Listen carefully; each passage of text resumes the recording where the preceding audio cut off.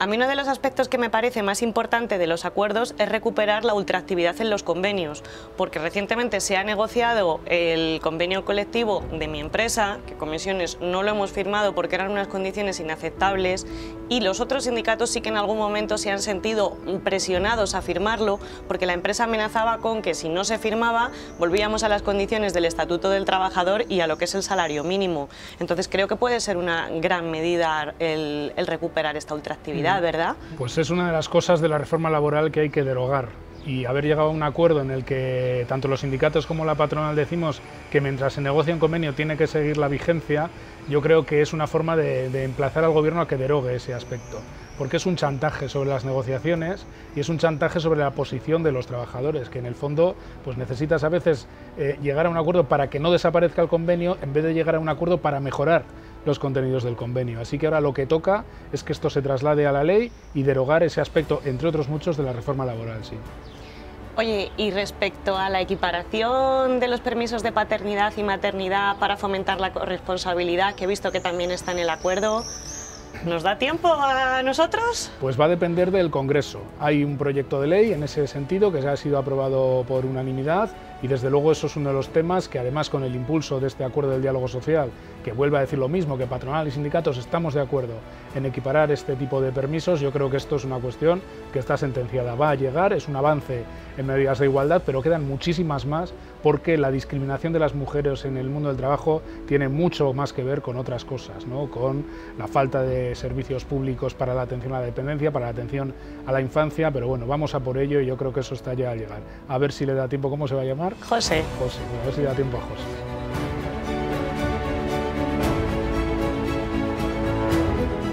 ¿Qué pasa? Hola, muy buenas. Unai, lo del 2% lo tenemos muy claro, pero ¿y ese 1% de productividad? El 1% lo que hay que hacer es disputar los beneficios de las empresas. Las empresas han ganado en estos últimos años bastante más dinero que los sueldos, y por tanto se trata de conocer la situación económica de cada empresa, pedir los balances. Es una forma de poner en valor también a los trabajadores y a los representantes de las trabajadoras y los trabajadores, y a partir de ahí disputar ese 1%. Hay que tratar de que las subidas de los salarios estén muy cerca del 3% durante 3 años. Pero es que lo que pasa en mi trabajo es que no nos dejan meternos en la organización. Entonces, ¿cómo va a subir la productividad si no nos dejan participar? Pues porque hay que exigir. El estatuto, la ley nos permite acceder a los números de la economía, a conocer los datos reales de las empresas, ¿no? Y esto es una disputa, es una pelea que hay que mantener con los empresarios y con las empresarias, y es parte del trabajo sindical que tenemos que hacer, que los beneficios que han conseguido se repartan entre la gente trabajadora, ¿no? En todas las empresas, en las empresas de servicios, en empresas de reparto de comida como las vuestras. Es fundamental esa disputa, porque así la gente además va a entender la utilidad del sindicalista en el centro de trabajo. Vale, muchas gracias.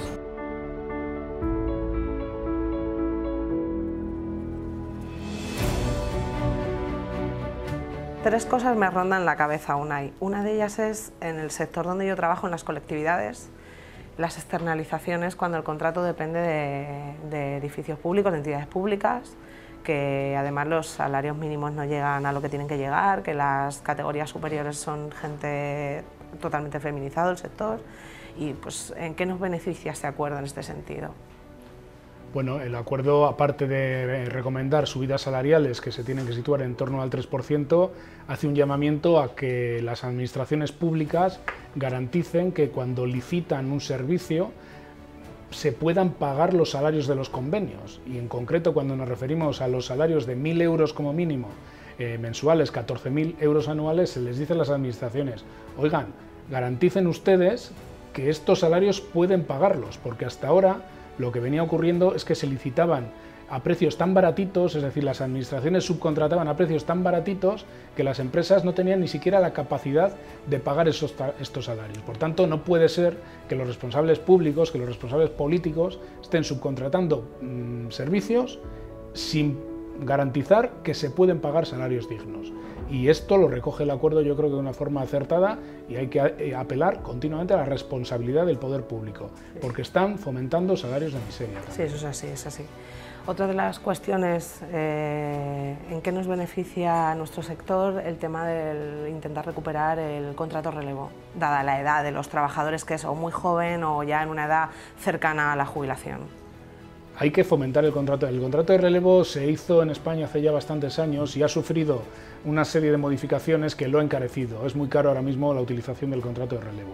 Por tanto, lo que hemos planteado es una negociación tripartita con el Gobierno para facilitar que se pueda utilizar. Es una buena fórmula para promover pues, los relevos en las empresas y para que la experiencia de las trabajadoras que dejan un puesto de trabajo porque se acercan a la jubilación lo aproveche la gente joven durante un tiempo y aparezcan con empleos de calidad, ¿no? Bueno, pues es uno de los elementos a desarrollar también. Fantástico.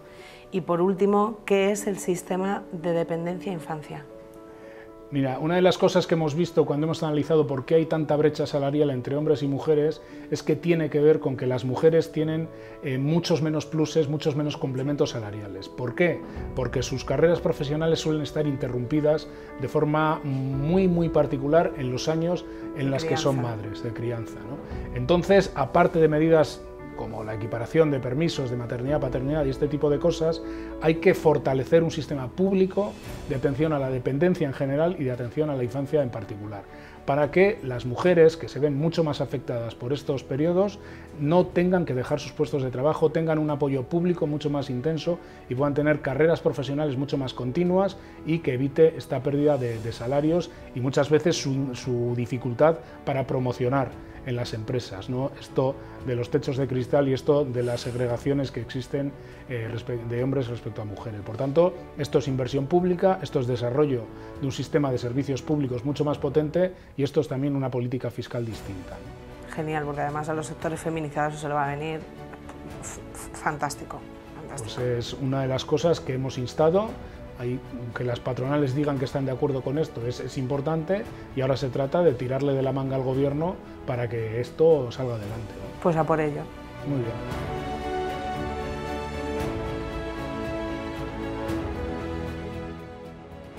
Una de las características de nuestro sector es precisamente la precariedad laboral en la que vivimos los trabajadores, fundamentalmente el tema salarial. De hecho, hace poco tuvimos que denunciar a la empresa y a la patronal porque es que estábamos por debajo del salario mínimo.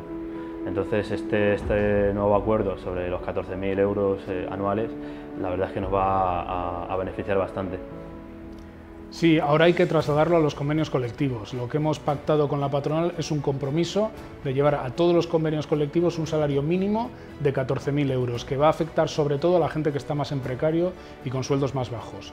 Entonces se trata, lo hicimos también con el acuerdo del salario mínimo interprofesional, se trata de a lo largo de los 2 años y medio que quedan, que nadie esté por debajo en España de un sueldo de 1.000 euros a jornada completa, 14.000 euros anuales. Puede parecer un salario bajo, pero es que hay bastantes sectores, hay bastante gente, hay en nuestros cálculos más de 2.200.000 personas que en España se verían afectadas para mejor en estos 2 años y medio. Por tanto, creo que es una medida muy importante de solidaridad y que es necesario ahora llevarlo a los convenios. Y esto se trata de organizar a la gente y de dar la pelea en los convenios colectivos.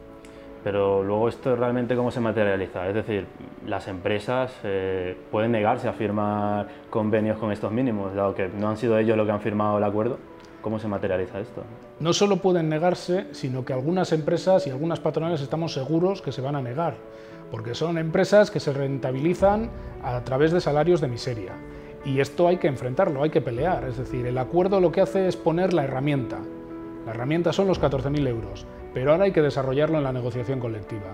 Nadie nos va a regalar nada, hay que organizar a la gente. Y la gente joven, la gente que está más en precario, tiene que saber que solo organizada en comisiones obreras va a poder llevar adelante esta medida. Pero es un gran paso porque se supone que hemos comprometido a la patronal a llevar estas reivindicaciones nuestras a todos los convenios. Pero ahora toca ponerlo en marcha. Pues sí, pues sabemos a ver si es verdad y nos suben los salarios. A la pelea, a la pelea.